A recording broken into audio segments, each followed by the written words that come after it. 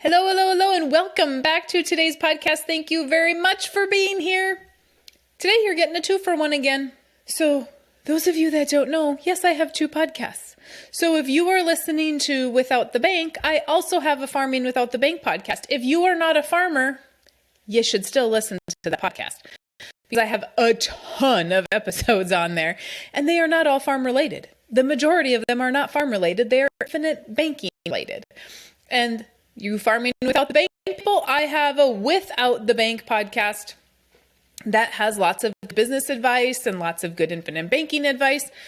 And so you can go there and you guys can listen to me double. How awesome for you. Okay, so today I want to talk about the unseen of generational wealth. And what I mean by that is we talk a lot about generational wealth, or I do anyway. I have a video on my Farming Without the Bank website homepage. Go there. There's a video on generational wealth, how when we pass away, ideally, what we want to do is take death benefit and go buy another life insurance policy. And then the next generation takes the death benefit and buys another life insurance policy. Every single time we do that, the cost of our death benefit goes down because out-of-pocket money we're using the death benefit to buy more life insurance. We didn't have any out-of-pocket money. That happened with the last generation. And it grows income tax free. And it comes to you income tax free. Okay? Huge, huge, huge, huge. If we are talking about saving family farms, that's how we're going to do it. If we are talking about saving family businesses or saving a family from screaming and yelling and hating each other, that is how we're going to do it. That's a good start to how we're going to do it. It's not going to solve all the problems if you have a family that has issues. However, it will help alleviate some of the financial concern. But what we don't talk about is the unseen of what happens. And so I want to break that down just a little bit more because I had 2 clients this week that I talked to about this exact same strategy. And I don't use this strategy a whole ton because not typically do we have that much death benefit. And I use it a lot, but not a ton. So this week, I had one client who we talked a year ago. She didn't start anything. Now we're ready to start something. Her ex-husband passed away, left her death benefit for her children. Hello, my dear, if you're listening, because I know she's going to listen. And so that death benefit, somebody talked her and didn't talk her into, but told her putting that into an annuity is going to be a great option for you. That's what you should do with that money. Put it into an annuity and then you take from the annuity every year and you pay your premium. Stupid idea, in my opinion. Absolutely stupid idea. And she said to me a year ago, I took tax-free money and made it taxable. How awful is that? Because she didn't know until she learned about infinite banking. She did not know the possibility was just to take that cash and put it right into another life insurance policy. So now the annuity is coming up and she's giving the annuity to the kids and they get to divide it 3 ways. They get to do whatever they want with the money. But she still has these life insurance policies because they also sold her the life insurance policy, right? And they're not good policies. They ran an in-force illustration for her and they didn't even run it right. Unbelievable. Unbelievable. I looked at her in-force illustration. I'm like, they ran premium that you're going to pay forever, but you are only supposed to pay premium for 5 years? But this premium goes forever. So what is the truth in this policy? Is it going to go forever? Is it not going to go forever? What's happening here? Nobody knows because they didn't show the right stuff. Chances are the whole thing's going to collapse. So she is saying, I want to move this over because I bought this policy on me with my ex-husband's money. I bought this policy on me because he meant for that to go to the kids. And this is what they told me to do. So now we can take that policy and we can move it and 1035 it, which I don't take lightly. Y'all know that. So we can 1035 it into a whole life policy that's going to be guaranteed to be there. Okay? They will get more death benefit than they would have gotten had she just given them all the cash. Here's the thing that is the unseen. She now has cash value in that policy that she can lend to them to start a business. One of her children owns a business. Another one is an artist and does like all kinds of artist stuff, pictures, all that kind of stuff. She can lend the money to them to start a business. She can lend the money to them to get married. She can lend the money to them to buy a home.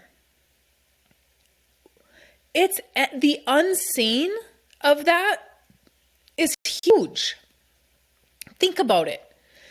They don't have to wait for her to pass away to get access to that money because she's going to give them access to that money right away. I had another client that said, you know what, Mary Jo, we really want to do some sort of estate planning and we want to leave something to the kids. And they also have 3 children and they have some real estate to sell. And she said, we have 4 pieces of real estate to sell. 1 we've already sold. And, you know, we're just kind of toying with the idea that maybe we either give the kids each a piece of real estate or we sell the real estate and, you know, give the kids the money, whatever. And I said, well, why don't you just put that into a life insurance policy? So I actually have her numbers, okay? And I'm going to share these with you. So for them, we're looking at about $200,000. And if they were to sell 1 piece of real estate over the next 4 years, that's 200 grand, right? But they're not going to have the 200,000 right away. So I said, well, if you have 50,000 right away, let's just divide the 200 by 7 years. Because we need 7 years of premium. We actually need 10, but 7 is when I can fill it full. Max it out. So I said, let's take that, divide it by 7, which was $28,000 a year. So let's take that $28,000 and let's put it into a life insurance policy. So if we do that, there's $343,000 of death benefit. Well, we just took 50 grand, or she sold property, made $50,000, right? Paid the life insurance policy $28,000. So she gave $28,000 to the life insurance company. They give $343 in exchange. If she died in year 1, the kids would still have the other 3 properties to sell.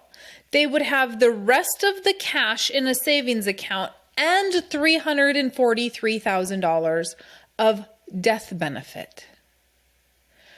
This is the unseen piece, I'm going to call it unseen, that people are not thinking about.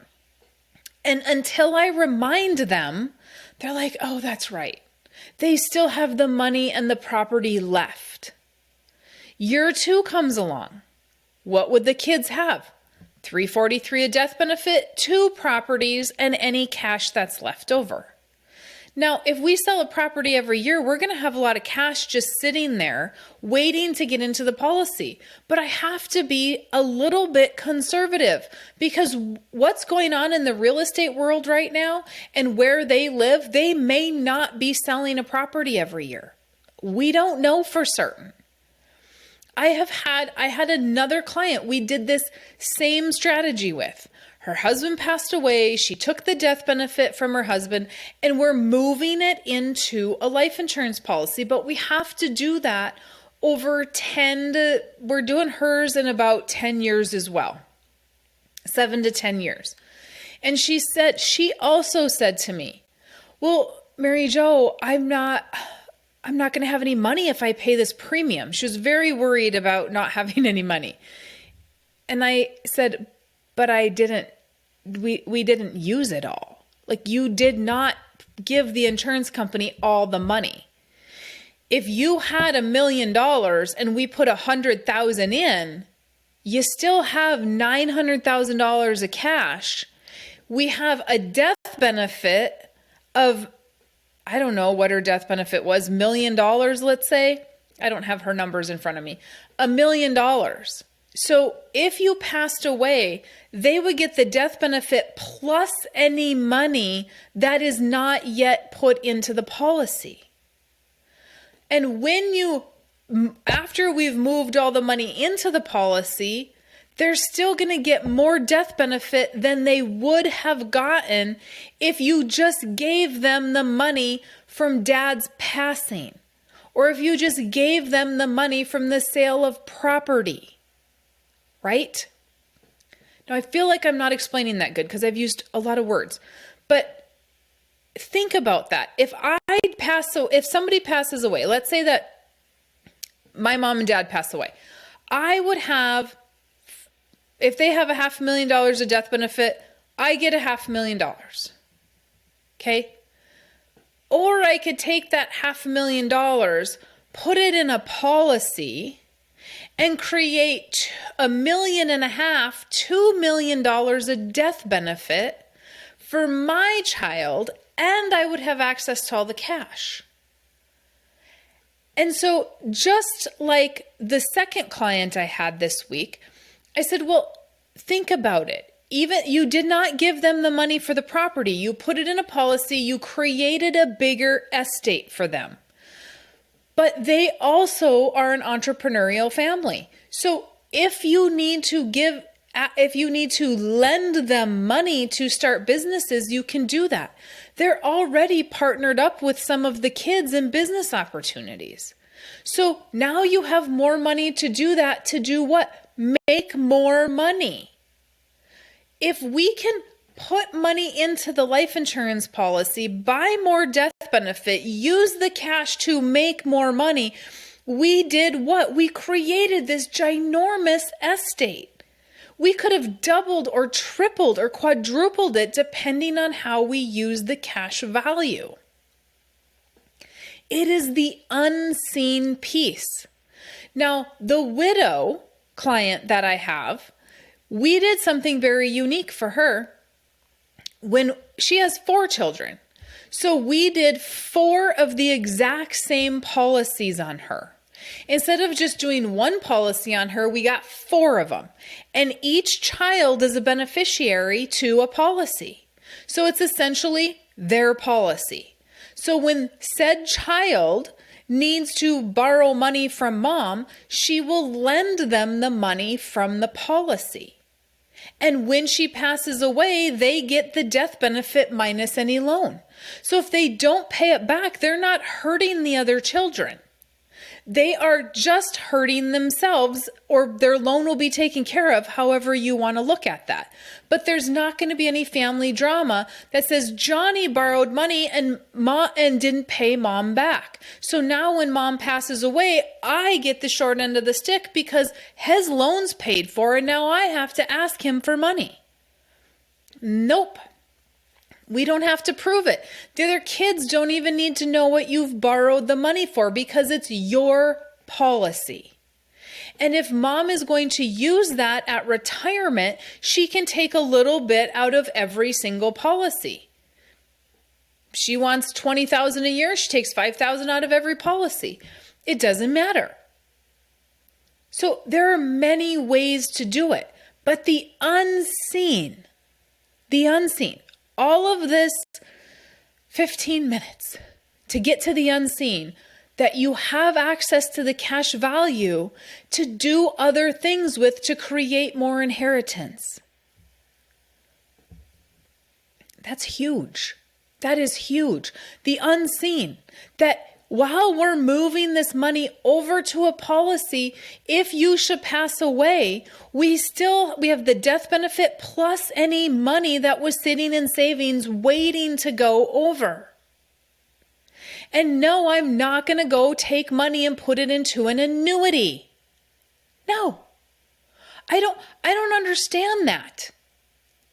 I mean, so you're going to do that to make a tiny little bit of money for the insured, but it's all going to grow taxable. Granted, yes, it's going to grow taxable in a savings account too. But you know who made money there? Me, the agent, because I made commission again. I mean, if there's an agent listening that does that and you have a good reason for it, I would love to know. Because I frankly can't get my head around why I would sell somebody an annuity that is annuitized right away so that we can then use it for premium. When I can structure the policy and get a ton of money in, or I can write a policy with a company where I can get that in super fast. I don't get it. Anyway, okay. That is the unseen. That's what I'm calling the unseen of rolling policies and the generational wealth. Or even like my second client, we weren't rolling money from a policy. It's a large sum of money that we're getting from selling property that now we got to figure out what to do with. So even if we come into a lot of money, what are we going to do?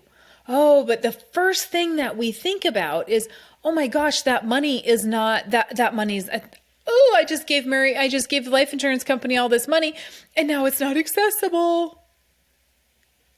You do have accessibility to it in cash value.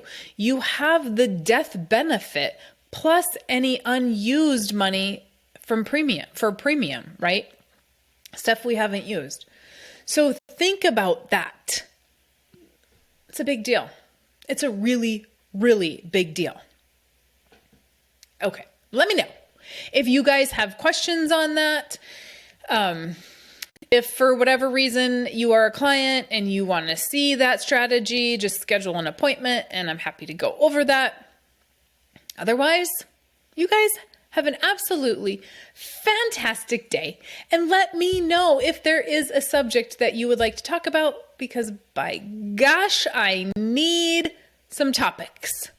Thank you very much and have a great rest of your day.